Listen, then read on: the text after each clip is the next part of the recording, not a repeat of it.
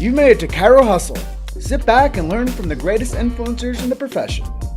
This week's episode is brought to you by Clothes for Chiro, Legacy Wealth Management, Posture Screen, Imaging Services, Chiro Thin, Universal Tractioning Systems, Chiro Moguls, Zingit Solutions, Dr. Peter Goldman's Zone School of Healing, Evers Coaching Systems, Rhino Coaching, Chiro Matchmakers, Bax Max, 5-Star Management, and the Goodman Factor. Let's hustle. Hey guys, welcome to episode 100 of Chiro Hustle. I'm your co-host Luke Millett. Here is your host, Jim Chester. So today we get the opportunity of interviewing each other. Luke and I have been doing this for, our 100th episode.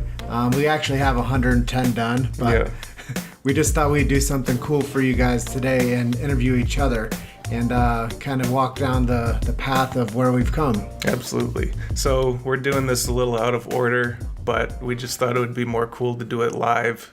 So you'll see this on the website in like a month.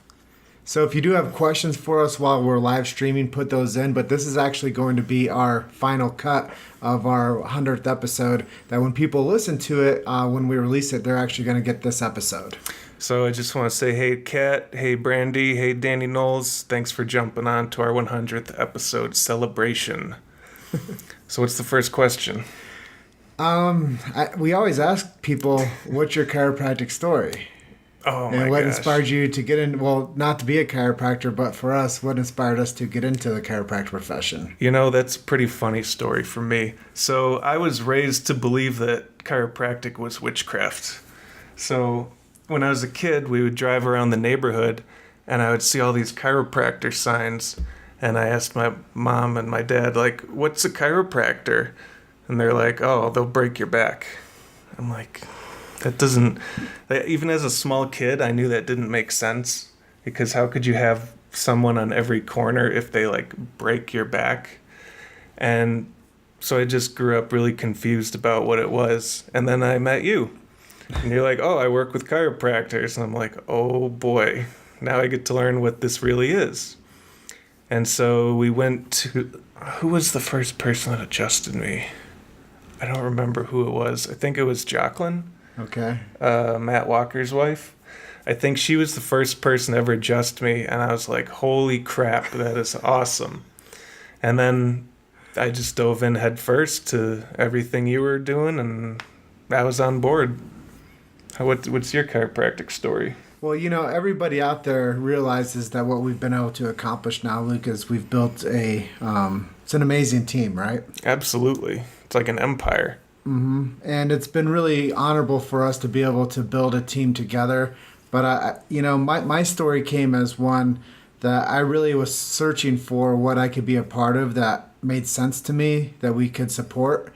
And it just happened to be, I thought that, if we were going to be like, journalists and we were going to do multimedia creative stuff with each other, I wanted to pick something that could be consistent. And that would have some passion behind it. So, back to my story a little bit though. But started out, grew up in Davenport, Iowa, and a little bit different from Luke's experience. I was brought into chiropractic as a remedy for health.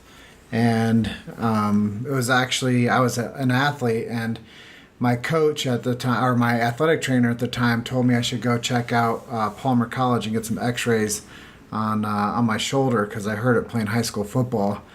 And I just always thought that there was something about that school and about what was happening. And anyway, I started getting adjusted, and that was when I was 16. So here we are at age 40. And it's been pretty amazing just seeing like what we've been able to accomplish in such a short amount of time with a profession that's been around for going on 125 years. So it's been cool to be kind of a niche market industry for the greater chiropractic profession. That's something I've been wanting to talk to you about. I'm not trying to be controversial live or anything, but when we were filming Chiropractic, the documentary, we interviewed a doctor who claims that there are hieroglyphics in Egypt that have people adjusting them each other. What are your thoughts on that? Hey, I'm sure if we were to do some research and go back and look at like, you know, all of the scrolls and all of like the ancient artwork, we'd find multiple representations of people taking care of each other by, however you interpret it might be, it would be up to like a high level of interpretation, but I'm sure you could see imagery where people are like putting their hands on each other's backs from like millennium. If anyone out there has information about that, I am super curious to learn more about that. But yeah, I mean, such a great profession hasn't really even been around that long. And we've obviously been around even less than the profession. But yeah, I'm glad that we can, people are finding value in what we're doing, and it seems like we're making a wave for the profession and helping it out. Yeah, for me, I started to understand that the profession was so helpful. People, like you said, from your early interpretations, you were confused as to what the profession stood for. Mm-hmm. And as you realize it, they are the big winners in this healthcare arena, but they've been marginalized and pushed around from medical model standard for some time. So understanding that the profession needed more support and people standing up for it with a truth and journalistic, representation, I think that's what Hustle's really been able to do. Absolutely. So what is the next question? Mantra or quote? Mantras and quotes. My favorite motivational speaker / coach is Les Brown. So most of my quotes come from him. One of my favorites is, if you fall down, try to land on your back, because if you can look up, then you can get up. And my other favorite one is, the richest place on earth is the graveyard, because that's where most of the people take all of their dreams and ideas that they've never acted on them. And so that's where they all stay now, in the grave. And so I use that as inspiration for myself, because I don't want to take anything to the graveyard except my body, He also says, live full, die empty. And so I strive to do that. Well, we both do that every day. Yeah, for me, it's been impressive to see Luke mature into this chiropractic journalistic position with me, and to be able to really get people to tell their stories. It's never really been about us. We just happen to be, able to collaborate and tell the bigger story of chiropractic together with the voice of the greats in the profession. So if you look at like the tagline, it's learning from the greats. So that's what we've been able to do, is we've been able to get to know the brightest people in the profession, mm-hmm. and tell their story. And I think that that's done a lot for you to understand that there is a bigger mission out there, and that if we do our jobs the right way, then more people understand what chiropractic really is. Absolutely. We're going to take a quick second here. Thank everyone who's jumping on. Thanks, Rick. Thanks, Dr. Ryan. Thanks, Lacey Book. How you doing? Long time no see. What are your favorite mantras and quotes? Well, I wanted to talk to you about yours a little bit too. And Les Brown is somebody I think that we should get to big chiropractic events, because I think he relates motivational strategy with people going in and taking action on Monday mornings, like they always say. Hey, Neil. They say that to at a seminar, you should take actionable things from the seminar that you can implement on Monday morning. And I think that Les Brown is one of those people that lets you implement something as a strategy from his mindset to you on a daily basis. So I think that anybody out there that's running a chiropractic event should get Les Brown, number one. I tried to get him at one of the Chiro Sushis, by the way. So if you guys are out there and you think we can get Les Brown to a chiropractic event, or get him on a Chiro Hustle live stream, that would be pretty awesome too. So just throwing that out there. If you guys know Les Brown, send him our way. Hey, Sean. So to go off of your quote that you really like, is it's motivation, it's inspiration. And that's one of the leads into one of my favorite quotes is, what I do today is important is because I'm exchanging a day of my life for it. Mm-hmm. And I think that if people realize that, they don't get them back. We can only improve upon the day. From a standard of being an athlete, you're only as good as your last game. Mm-hmm. So you never want to stand on old art. Like, I love those type of things because we continuously create new art. We continuously make new episodes. We continuously, in this digital world, we are the modern day artist. What we're doing with video, what we're doing with audio, what we're doing with this multimedia production, I believe we are the new artist. So this is where the standard is going for, is they want to find people that can collaborate. They want to find people that are not ego driven. And I think that that's between your mantras and quotes and my mantras and quotes, collaboration's at the core of all of this. Yeah. There's nothing that pushes me more than not being able to sit on old movies. That's what keeps pushing us to keep just producing more. Yeah, the opportunity to be a catalyst with a vision and strong philosophy and mantras and our own devotionals. I think when we realize that the newest project is the one that's going to help more people. And the next project's the one that's not only going to push our career to the next level, but it's going to help more people. And if we keep on telling the truth of something that we already understand at such a high level, we become better storytellers. Absolutely. So should we move on to the next question, or did you want to hang on this one a bit more? How about you guys that are watching, type in your favorite quotes and mantras, and maybe we can discuss yours as we develop this episode. But yeah, the more you interact with us, the more we enjoy it as well. I always tell people to be social on social, and it helps. If you guys think that there's value in this also, please hit the share button. I always tell people, if you're watching this on replay, hashtag replay in there, so we know that you watched it, and if there's value that you're getting from this hashtag value. Luke's only heard me say that 1,000 times. So what would the world be like if everyone got adjusted? I think that that's a really good question for me because I see the chiropractic profession from an aerial perspective. I've been looking at the holes in the market, the fail rate with the practitioners, the confusion at the collegiate level.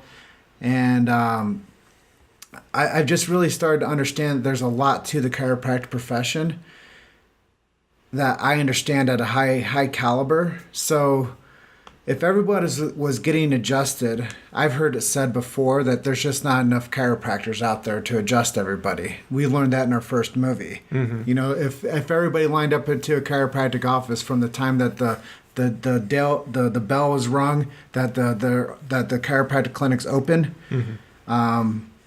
to the time that the bell was rung for lunch, to the time that the bell was rung for leaving for the day. No, there'd be no lunch. There would be, you'd have to become Clarence Gonstead and eat with your patients at the adjusting table side. And I think, honestly, if everybody was getting adjusted, I've heard it 1,000 times. I've asked this question 1,000 times. There'd be a lot more people smiling. There'd be a lot more forgiveness. There'd be a lot more people opening and closing doors for each other. There'd be a lot more collaboration. There'd be a lot more people that were happy with their occupation and their chosen professions. More people would be happy on the road driving. I think there'd be just a whole different outcome, and we wouldn't be stuck in this terrible trap right now that we're trying to legitimize whether or not what we do with the health of this country. I think that we wouldn't have the same standard of poor decision makers out there if they were getting adjusted as well. Yeah, because like we learned from Dr. Pete Goldman, getting your spine adjusted is good because then your brain can send signals faster and more effectively. But what if the brain's sending the wrong signal in the first place? That's when people get disease and dysfunction. So I guess I throw it back to you then. What do you think would be the outcome if everybody in our little city of Grand Junction was getting checked and adjusted if necessary? I think CVS's would start closing. Worldwide, the pharmaceutical companies would take a huge hit because people would need medications. People aren't going to the doctor anymore. The medical model might have to get rid of insurance. They might have to transition to a cash practice like the chiropractor would, and then the tables are flipped. And I think that would be really exciting if that happened. Yeah, and as Luke says that, there is a big idea that B.J. Palmer started, and that's how we finished our first film, Chiropractic, the documentary. If you guys go up and click on the links inside of the description of this live, you guys can go over and watch the movie for free and download it as a digital download today. Just click on the chat bot that says documentary, and it's going to put you through the whole thing. You can watch it. But I think as we learned, Luke, that what would the world be like if everybody got adjusted is the whole B.J. Palmer ideology from, I don't know, 1930s or something, the big idea. Mm-hmm. And the big idea was as if we got adjusted, then the next person would get healthy, and then they would tell the next person, and they would get healthy, and then we create these healthy cities, and then we create these healthy states, and then we create this healthy nation. And I think that that's what we need to roll back to is everybody go watch film 1 and look at that last 3-minute segment and just understand that there is hope for the chiropractic profession, but we have to start on a city to city, to a state to state, to a national, to a worldwide influence. And I think that that's what would happen is chiropractic would become stronger when it came to gaining its rightful position in the arena of whether we call it healthcare or sick care or whatever, insurance care. Chiropractic would find its own positioning. Absolutely. So this is a question everyone is really torn about. We get different answers for this constantly. Where do you see chiropractic finding itself in 20 years?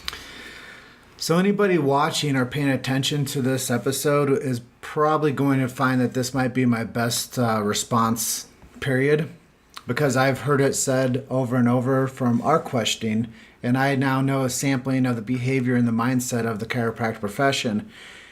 I think if we don't get control of the legislation within chiropractic from state level, if we don't get control of the languaging involved with chiropractic, whether it comes to using the word subluxation, innate intelligence, universal intelligence, I think once we realize that those words are so important to the profession, that's what we should stand on and light our torch with and carry.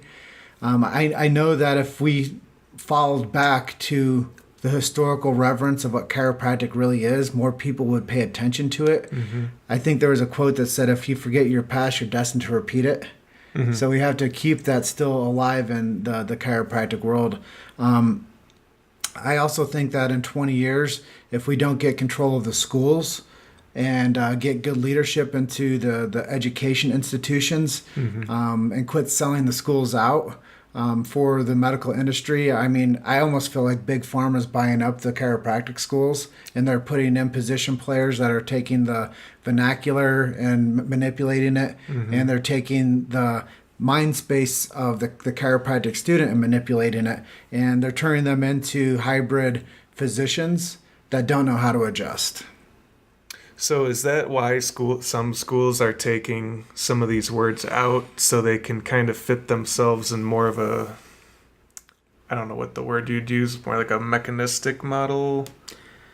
I think they're state funded, a lot of these schools. And the state is coming in and saying, if you want this, you have to do this. Mm-hmm. Okay. So it's a bigger game for what's happening at the schools. It's probably not because the leadership at the schools wanted it. Right. It's because that the school became so desperate that they took that leadership. So it's not like anyone is really out to remove these words. They're kind of their hands are just tied in some ways. I think that they became complacent from the inability to create a business that could earn. Right. And I think that they came under state control because they didn't have the finances to flourish. Mm-hmm. And I think when that happened, we kind of sold out the principle for the capital gain, which sold out the capital gain for the influence and the leadership. And so that's why some of the larger name schools haven't done that, because they have the capital to just keep themselves going.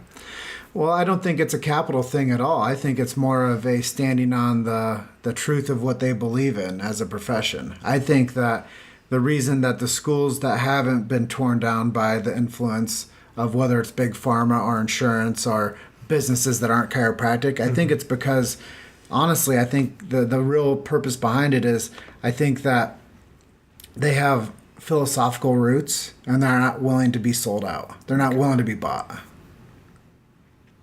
Yeah, that's a good point. I don't know. I'm torn 50-50. I mean, I think it's a great time to be a chiropractor, you know. Every time we've only been to like what 7,000 offices. It's like everyone, it's always packed. People are always happy and smiling. Like I've never been to like a bad clinic, you know. They're always busy and flourishing, and they're always like really nicely decorated, and it's like these people have money, they're doing well. Mm-hmm. But then at the same time, I know there are those chiropractors out there who are not doing well. I just haven't really met them yet. So, yeah, taking the vernacular out of the schools is probably not a good idea. We just, like Grant said, we need to just get more awareness and start closing more patients for these offices. And then, so all these doctors who are graduating and coming out of school, they're going to have a much easier time starting up their own office. Yeah, I think we just have to make it easier to succeed, and we have to allow the practitioner to thrive. Mm-hmm. And I think that a lot of times that like Luke's saying is we see so many offices of people that actually get it, and they're doing okay. At least that's what the perception of what we see is. But as we understand that what they are doing is they are creating community. They're creating these small community zones where people know that they can come into and they can get proper care. And I think that that's the number one thing to me, is to know that people can go to an amazing neighborhood chiropractor and get similar results. And here's a big thing of the confusion is the patient will come in and they'll be like, well, the guy at the street did it different. The gal over there did it different. Mm-hmm. So I think public perception is kind of still in a confused state because each person does it differently, but they all get positive outcomes. Right. What do you think about that? Man, what do I think about that? I guess it all came from like one spot, right? It all came from Didi. What did Didi practice? Like, what was his style? You know, I wasn't around that time, but what was BJ's style? Like, what was like the first official like style that people just started branching out from? From my understanding, Didi Palmer was into polarity within magnetic healing. Yeah, he was into polarity of the way that the body worked. His son BJ kind of discovered that if you made an influence at the upper cervical area, that you could change people's lives. I know that there's research out there that is telling people that if you pay attention to C1, C2, you can clear up most downstream effect on the nervous system. So having a clear C1, C2, I think was BJ Palmer's real vision for chiropractic, was finding out where these misalignments were in the upper cervical that controls the brainstem, that controls the rest of the body. If we're not right up top, then we can't be right the rest of the body. So I think that was BJ's historical like positioning with where are the most critical subluxations. And the most critical subluxations are at the brainstem. And C1's atlas, right? C1's atlas, C2's axis. So he based everything on the movement of these top two bones in the neck. And I think everything else kind of is a derivative from that technique. So chiropractic was kind of born from upper cervical. I believe so. I believe that they looked at each zone of the nervous system and they figured out where the nerve roots were coming out on each segment. Mm-hmm. And then they started to organize that by understanding that the body was connected by the spinal cord through the nervous system of the vertebrae. And if there were misalignments there, whether that nerve was going to the lungs, it was going to have a detriment on the nerve function. Mm-hmm. If it was going to reproductive organs, it was going to have a detriment to reproductive organs. But I think that everything works better when C1 and C2 are set. Yeah, it's really tricky. I love all methods. It's like if someone comes up with a new method, it's like Zone, or Gonstead, or Logan Basic. I've never had a Logan Basic. I can't speak for that one. But, TRT it's like whatever you want to do to get the results, I'm cool with it. The only problem is most people are so in the dark about chiropractic to begin with. You'd have to like pre-frame someone on just how many different styles there are. It's like, okay, if you go to this doctor, you're going to get it this way. If you go to this doctor, you'll get it that way. And then the thing that happens in the professional arena is some of these people stand on the superior march that my technique's better than yours. Right. Or the school that I went to is more philosophically sound than yours. And we start disqualifying each other. They start disqualifying each other through this whole conversation. You know? Yeah, like Katsura Network. Perfect example. It's making an impact on the nervous system. It's subluxation-based care. And it's removing the interference of somebody's subluxation. I mean, when we think about it, we can be in a force position or we can be in a low force position. Mm-hmm. I actually like the torque release method because it uses high amplitude, low force, and it's able to get a quicker release out of a segment than the traditional adjust by hand. Even though I think that it's 2018 or 2019 and there is a huge level of advancement within chiropractic, I still think it's important for chiropractors to be easier on each other when it comes to techniques that they practice, support one another with what they do, even though it's different. As long as they're subluxation-based chiropractic, I think that that's a healthy place to start to build some unification. Yeah, absolutely. So thanks, David, for being on. Thanks, Sashay. And thanks, man, these are all the tough names. Quintre. Thank you for hopping on the stream. So, all right, let's talk about something I know you're really good at. How do you like to market? Everyone's trying to beat down your door, getting you to their events to like schedule in patients and everything. How do you market? What's your favorite marketing technique? Well, I'm going to throw some nuts and bolts stuff to people out there because I think that the more that you understand the nuts and bolts of the different aspects of chiropractic marketing, I think that they'll be more positioned to take some initiative. So I think number one, that you have to become an influencer in your community. I don't remember who I heard this from. I think it was from Schofield, that if you go out there and you give out 1,000 business cards, you'll grow your practice. So print off 1,000 business cards and go walk around to every business that you can come in touch with until you hand out those 1,000 cards, and I guarantee you'll have a practice built. So that's street level, beating the street, getting to know people. But I think you should be in your chamber at least for a while. I think you should jump into a Toastmasters group and learn how to speak. I think you should be in a BNI group, professional networking group, to build your community on a grassroots level. I think those things are parts that most marketers don't know about and they don't share about, but I think they're so integral to like building a foundation for becoming that go-to chiropractor in the community. And as you develop, obviously you want to do some lunch and learns where you go in and meet with businesses and buy people lunch and give them a 15-minute talk on chiropractic, giving them an offer to come in and see you. Doing massage events at businesses as well. That's another great way to go in and help more people and giving them an offer to come in and see you. I mean, we could walk down the line all day. I think, as people get into chiropractic marketing, they have to understand who their audience is. They have to understand what that audience is looking for, whether it's on a digital format, whether it's a screen event or a scheduling event like we do, or whether it's a digital ad. I think you have to know the offer. You have to know the audience. You have to be consistent. Mm-hmm. Consistency wins the game. And I think that that's a part that most people kind of, they don't stick with a positive marketing strategy because they don't stick with consistency. I have an answer for you did not mention.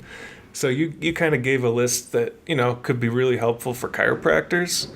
But for you personally, phone calls. I've learned that if you get someone, you personally, Jim, if you get someone hooked on a phone call for more than 5 minutes, you've sold them. Even if you stay on the phone for like an hour, phone calls, that's like your wheelhouse. So yeah, what we've done is we've automated our clickable to where it pushes people to get on the phone with me. Mm-hmm. And I think that if you guys understood that, that's where you want the prospect to end up, is in a place of asking you for you to be the expert for them. Mm-hmm. I think driving somebody to the phone call is really the part where you get to build a bond with somebody. You get to tell them who you are and what you do and how you can help them. And I think that that's really, when it comes to doing business of any sort, we want our prospect to come to us, and we want them to ask us to give them information that they don't have or that they don't know. Right. So when it comes to a chiropractor, obviously you want people showing up to your office, and you want them to ask you to be the expert for them for their health concern, as to the same as people come to us now asking us how to do podcasting. They ask us how to do Facebook ads. They ask us how to do scheduling events. I mean, when we're in this flow state with you, we became the resource now. Mm-hmm. You made it to Chiro Hustle. Sit back and learn from the greatest influencers in the profession. This week's episode is brought to you by Clothes for Chiro, Legacy Wealth Management, Posture Screen, Imaging Services, Chiro Thin, Universal Tractioning Systems, Chiro Moguls, Zingit Solutions, Dr. Peter Goldman's Zone School of Healing, Evers Coaching Systems, Rhino Coaching, Chiro Matchmakers, Bax Max, 5-Star Management, and the Goodman Factor. Let's hustle. Some of my favorite marketing, I got really good at YouTube. So, obviously I wasn't trying to sell anything directly through YouTube, but, just trying to get some more exposure for things that we've done, and, some revenue coming off the back end from YouTube doesn't suck. So what I've started developing is, we have like this backlog of stuff on YouTube that I still want people to go back and watch. So now I'm running Facebook ads with the objective of link clicks. So when people look at the ad, they click the button, they go through YouTube, and now I'm like racking up YouTube metrics. And I'm not selling anything, so people are like, yeah, I'm going to click this. Yeah, I think, likes campaigns, clicks campaigns are ways to build your audience up, and then to get them into your custom audience, and then you can retarget them and you can move the message to them over and over. It's like giving somebody a cookie and it sticks to them. It's the same thing as when somebody starts to interact with your content, now they're more likely to interact with your content again. Absolutely. Hey, Frank, thanks for jumping on, man. We're going to be in Chicago soon, Wednesday, May 8th. And we're going to be, I think it's in Lombard, so please join us, Frank. You're featured in our next film, Project Patient. And see, that's a part that we didn't even discuss really, because we do so much with the podcast, we do so much with marketing, we do so much with branding, that we have so many projects on the move. And one of those is Project Patient, our movie. Let's just talk to the audience just briefly about that, because I think that that's marketing. Mm-hmm. And I think that that's the one thing that puts us head and shoulders of any other marketing team out there, anybody else that's a content creator for chiropractic space. I mean, we have created, this is our second film on the profession. What does it feel like for you to have done that and what we're able to accomplish now? Well, I'm really excited about it because Chiropractic, the documentary, is so damn long, but it's because it has a lot that it needs to tell. It's like it's told like 100-year-plus story. It's like a hair over 2 hours. It's like an epic. So if you don't know anything about chiropractic, the first film really clues you in. It's a good place starter. It's a good jumping off point. So when we made the smart decision ahead of time with this one to make it less than 1 hour, it was like a game changer. It's like, okay, now we can focus more on what are we going to get and what's it going to look like in the end result.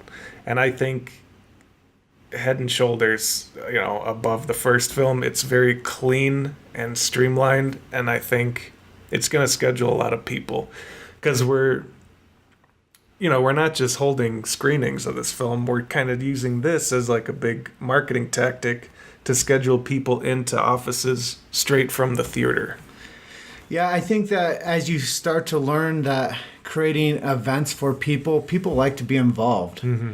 And people, early on, I knew that Luke and I had something really going for us because we figured out that people like documentaries and they like health-related documentaries. Mm-hmm. And if we could start telling people the truth of chiropractic through documentary format, we were going to get a larger audience.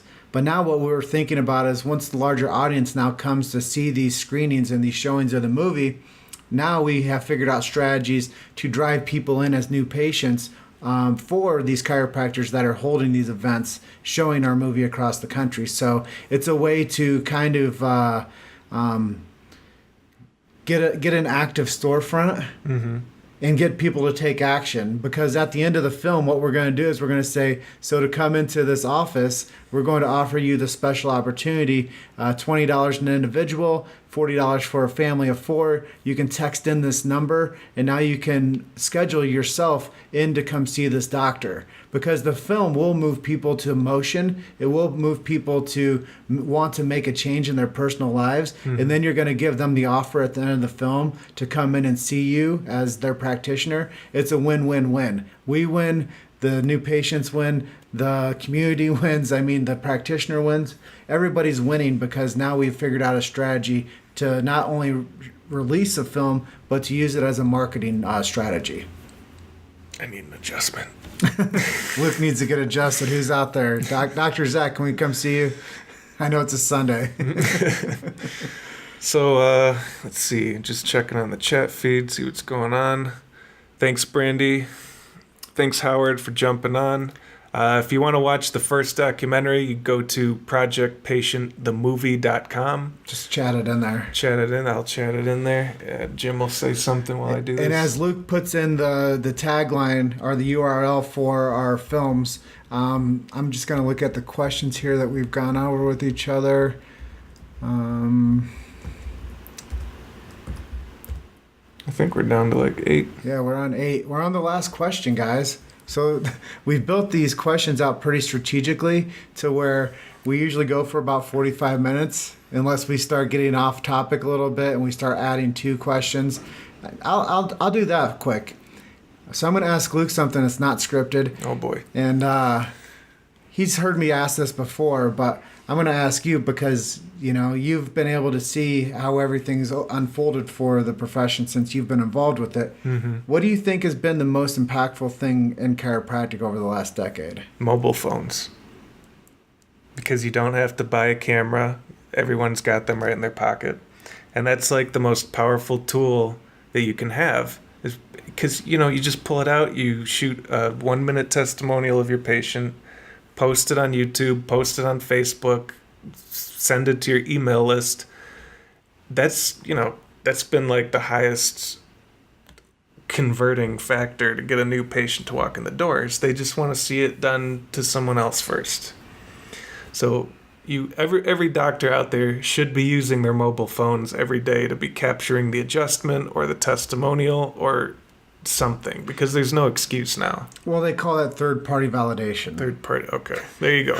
So if you guys really want to grow your business, it's like having a mobile referral zone that all you do is say, hey, tell me your name and how did I help you? And they'll be like, hi, my name's Jim, and I was helped because I came in here and I could barely walk, and I saw Dr. Lujan for 3 visits, and the next thing I know, my back starts to work better and I don't hurt going down the stairs anymore, and work is better and I'm more enjoyable to be around. Cool. And that took me 30 seconds. Yeah, there you go. And we're actually using Jim's phone over here to do Instagram Live. So, the phone, it's just, it's world changing. Yeah, so I would recommend all of you to put yourself on some type of a posting schedule for your clinic and to figure out what you do on Monday, what you do on Tuesday, and on down the line. Just figure it out what's best for you, but stick to some type of a posting strategy, which includes testimonials, Facebook Lives. You should pick like maybe a condition of a week and go off of that and build some content into that condition of the week, and then build your strategy out. Do some pull quotes of your own self. Become quotable. You don't have time, have a CA do it or hire someone to do it. I always tell anybody, hire somebody for 12.5 hours a week and you're going to get your life changed and their life will change as well. So figure out how to implement somebody for about 12.5 hours a week onto your team, and you will see how their life will improve by working with you, and then their life will improve vice versa. What's that saying? That's another quote I really love. Rising tide raises all ships. And if you give somebody what they want, you'll never have to ask for anything again. Mm-hmm.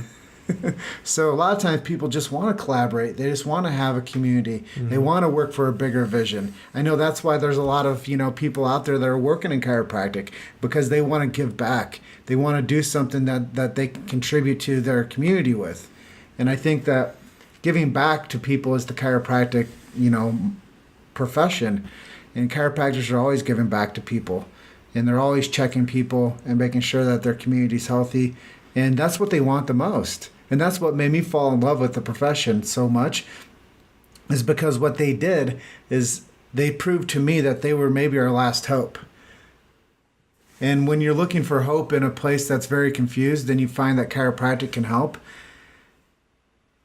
The chiropractor is the ambassador of health. And I think that's what they are, the ambassador of health. Yeah. Did you give an answer? What do you think is the most important thing in the last 10 years? I didn't. There you go. That's my question to you then. So I think the most important thing to happen in the past 10 years for chiropractic is great leaders have stepped up, and the chiropractic students know where to go if they're not getting leadership within their schools. I think as I've understood chiropractic, community has gotten stronger, even though that, there's talk that there's disconnection in the industry. I still think that there's a high level of community. I think that leadership has stepped up very strong. And I think that we're building these micropods of influence within the profession that are becoming the cornerstones for the chiropractic community. And I think that wherever it is, whether it's the big chiropractic events, whether it's adjusting seminars like up at Gonstead, I mean, they broke a record this weekend for the most people to ever come to a Gonstead extravaganza. Tom, congratulations. That's awesome.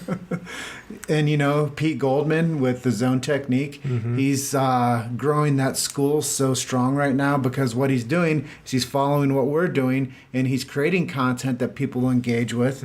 He's consistent with the people that he networks with. He helps thrive because he doesn't let the ball drop. I think when we think about it, if people followed more systems, I mean, the people at the AMPS group, they're teaching people how to go out there and to grow practices grassroots. I think a lot of it's leadership, man. I think when we think about, Billy DeMoss and Paul Reed and Danny Knowles that have all started these upstart,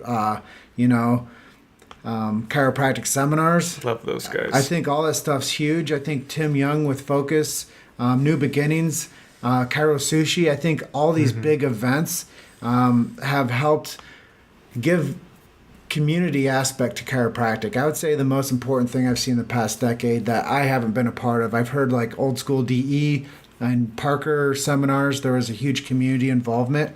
But what I've realized now is, from me being around for the past decade almost, is community. I would say that the community aspect of chiropractic is by far the most important thing to happen.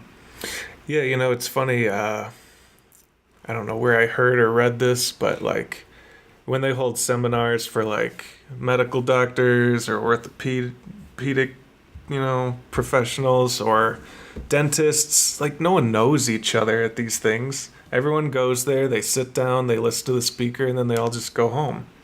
But the chiropractic community, it's like everyone knows everyone, and everyone's a hugger. It's like, is the biggest freaking family I've been a part of, and I love it. And see, that's the truth. It almost makes me cry. Is the community aspect of chiropractic is a family, and people support each other. People look out for each other. I was talking to somebody the other day. I think it was Tim Young, and honestly, the thing with Tim Young is, the impression of being true in the chiropractic space is something we have to pay attention to. And yeah, make videos of you taking care of kids. Make videos of people that have had their kids taken care of and talking third-party validation to the community. I mean, when we think about what chiropractic can do for the community, it's about these impressions that we make with each other. And there's no profession out there that gets more hands-on attention to energy from multiple people on a daily basis. So they're constantly putting their hands on people's energy fields. They're constantly figuring out how to help people. They're working on difficult cases. They're working on families. They're adjusting babies. They're taking care of the elderly. They're taking care of the veterans. They're taking care of the soldiers. Anybody in the military, chiropractors are taking care of these people. Pro athletes. I mean, we just interviewed Grant Cardone. He was telling us about how chiropractic helps him. So there's so many different channels of influencers that are getting adjusted. And there's so many people out there that are benefiting from chiropractic because of the community base and because of the family aspect of it. And yeah, I think chiropractors have always said it. Over here is the give, love, serve hand, and over here is the business hand. And you have to understand the give, love, serve. You have to understand the business, and you have to balance yourself out. And then you have to understand a deep resonance of the science, the philosophy, and the art. And I think, just for me being a third party telling these stories, I think it's become a lot more fun for us as a team as we've gone through all these episodes and we've traveled around and met the different communities and how supportive they really are. I'll tell you this. There are no patients that sit around telling each other how exciting their surgery was. I can almost guarantee that. Sounds like Liam Schubel would say that. So really quickly, let's catch up on some comments. Tim says, Zonies are my homies. Absolutely. Lily Serrano is a big Luke Millett fan. Yes. We love Luke too. Brandy says, Chiro family. Tim says, the smart chiropractors are going to events to be a part of something bigger rather than just for CEs. Absolutely. Yeah, and Tim Young just joined us. Sam Carlson just joined us. Just to get you guys up to speed, this is our 100th episode of the Chiro Hustle podcast. We decided to do something more multimedia production today. We're doing Facebook Live in our studio with each other. We have Instagram Live going over on my phone. So if you guys do have questions for us, we're going to probably have one more topic of conversation before we call this a complete episode. But if you guys do have questions for us, please post those in the comments there and then tell us where you guys are watching in from so we kind of get a rundown of who our audience is right now. If you guys are watching this on replay, hashtag replay. And if you guys are watching this and getting some value out of it, hashtag value. There you go. So I think our last question for each other is, what do you read, Luke? What do you listen to? What gets you inspired? What do you like to do in your free time? Well, that's funny that you ask that because what I read and what I listen to are the same thing. Because I don't know. I'm just not good at reading. I can read. I know how to read. But when I sit down and I try to read words on a piece of paper, I don't know. I just fall asleep. He reads every contract I send him. I can't get my head around the reading. So I listen to audiobooks constantly. Right now I'm listening to The Magic of Thinking Big, which is a book on Ty Lopez's recommended book list because he's my mentor now. So I gotta follow his checklist. I just finished listening to Tony Robbins' Reawaken the Giant Within. It's a pretty good book. Some of my hobbies, go to the bar. Because YouTube is my big platform, that's my wheelhouse, I'm always watching YouTube videos. Unless I'm working, I'm watching YouTube or listening to a book. It's pretty simple. No, it's cool because a lot of times people wonder what creative minds do, and they wonder what the people that are doing the work actually enjoy. I like to ask doctors all the time what podcasts do they listen to, what do they pay attention to, what are they reading, what do they like to do in their free time. It's always cool when we hear what people have to say back to us and how we can interact with people on a whole different level. Absolutely. Oh, and travel. That has just become a hobby. It started out as work, but now it's more for fun. We travel constantly, in case you guys haven't noticed that yet. It's in the name, the hustle. Yeah, it's not a joke. So what do you read? What do you listen to? What do you do for fun? Let's just think. Anybody that follows my posting, I like to cause engagement within the community.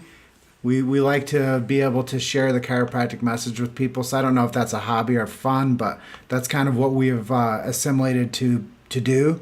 Mm-hmm. I love to hike. If you see any of my motivational posts, I love to hike.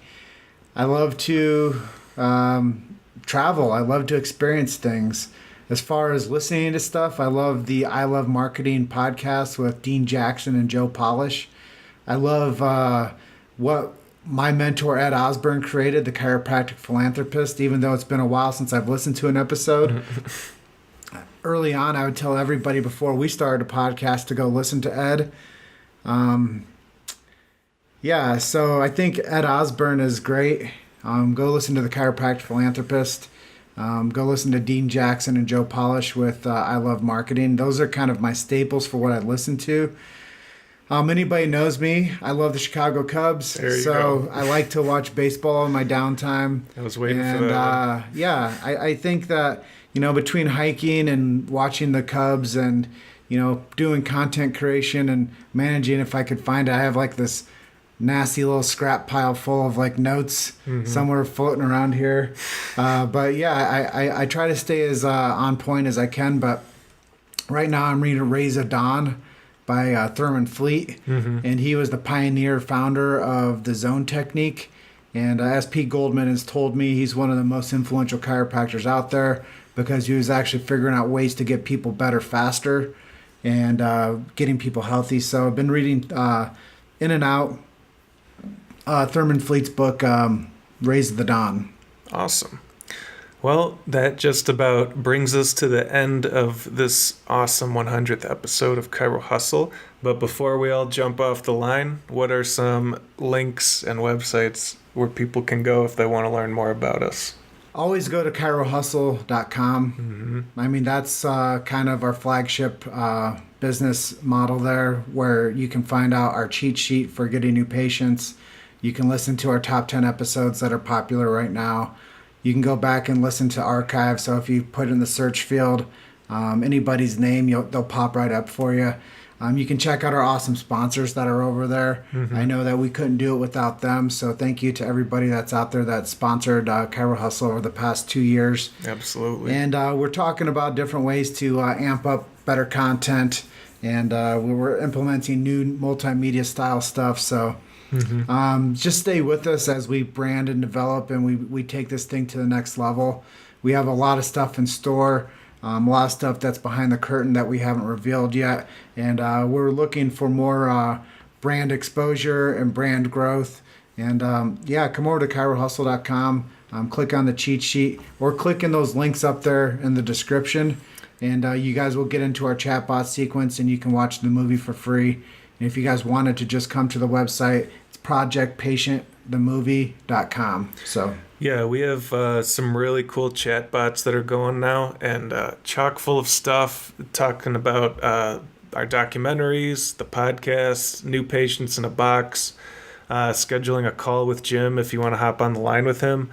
Just people have been working really hard other than us behind the scenes. So go check out our chatbot, check out our first film if you haven't seen it. Download it for free. And I just want to thank, now Tristan gets on, of course. What's up, Tristan? Hey, Tristan, can't wait for summer camp. Hope you're doing well, buddy. And this has been episode 100 of Chiro Hustle. Yeah, so I just want to, like we always close out, just want to thank everybody for joining us today. And thank you for being a part of this live stream and this episode 100 with Luke and myself. Can I go ahead and close out? You can go ahead and close out. You guys are just one story away. Keep hustling. See you on the next one. See you guys. Thanks for listening to Chiro Hustle. Don't forget to subscribe and check back next week to continue hustling.